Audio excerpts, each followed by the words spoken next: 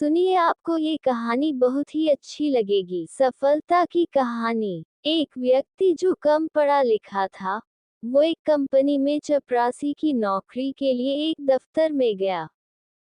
काम था साफ सफाई का। इंटरव्यू के बाद उसने एक दो काम और करने लग गया कि सेठ खुश हो जाए। लड़का गरीब था और उसे नौकरी की जरूरत भी थी, तो उसने बड़ी ही लगन से वो काम किए। सर, मैं बहुत ही गरीब परिवार से हूँ। कृपया मुझे इस नौकरी पर रख लीजिए। देखो, मैं मानता हूँ कि तुम इस नौकरी के काबिल हो, लेकिन हम ज्वाइनिंग ईमेल से ही करवाते हैं, इसलिए तुम जा सकते हो। इतना सुन लड़का निराश होकर वहां से निकल गया। रास्ते में चलते चलते उसने देखा कि कुछ औरतें फल वाले से सेब और सब्जी वाले से टमाटर के बारे में पूछ रही थी और उसके पास टमाटर नहीं थे।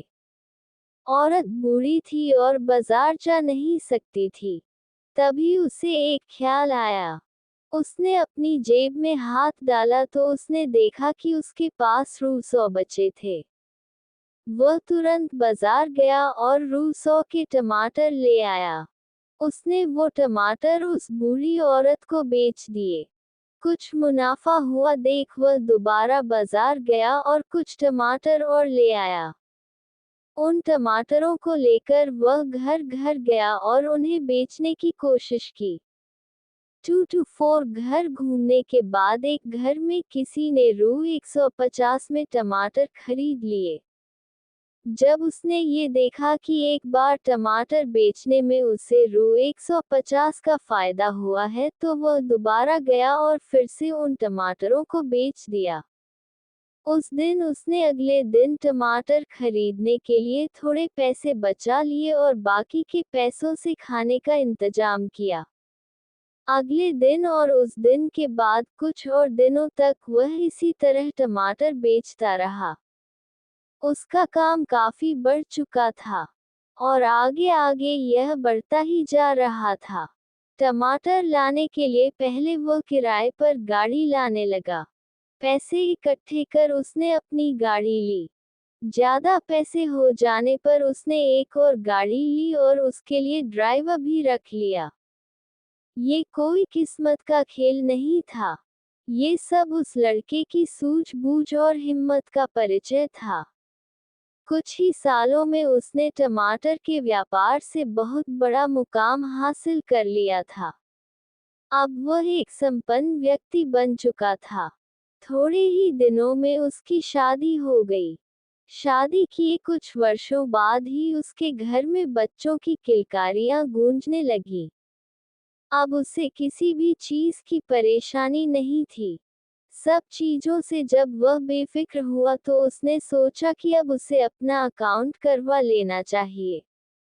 इससे यदि उसे कुछ हो गया तो भविष्य में उसके परिवार वालों को आर्थिक तौर पर कोई परेशानी न हो। उसने तुरंत एजेंट को फोन किया। अगले दिन एजेंट उस व्यक्ति के पास आया और फॉर्म भरते समय पूछा कि आपके पास ईमेल आईडी है क्या? सॉरी, मेरी कोई ईमेल आईडी नहीं है। एजेंट को लगा कि वो मजाक कर रहा है। सर, क्या मजाक कर रहे हैं आप भी? नहीं, मैंने कोई मजाक नहीं किया।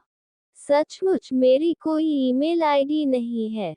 सर, आपको पता है अगर आपने ईमेल आईडी का उपयोग किया होता तो आपका व्यापार और कितना आगे बढ़ सकता था। आपको पता है आज आप क्या होते? एक कंपनी में मामूली सा चपरासी होता। उसने आप बीती कहानी सुनाई, जिसे सुन एजेंट को ये एहसास हुआ कि इंसान के अंदर इच्छा हो तो वो कुछ भी हासिल कर सकता है, और इसके लिए जरूरी नहीं कि उसके पास सभी साधन मौजूद है कि नहीं। आपको ये कहानी कैसी लगी कमेंट में बताएगा और ये चैनल प्लीज लाइक और सब्सक्राइब करिए।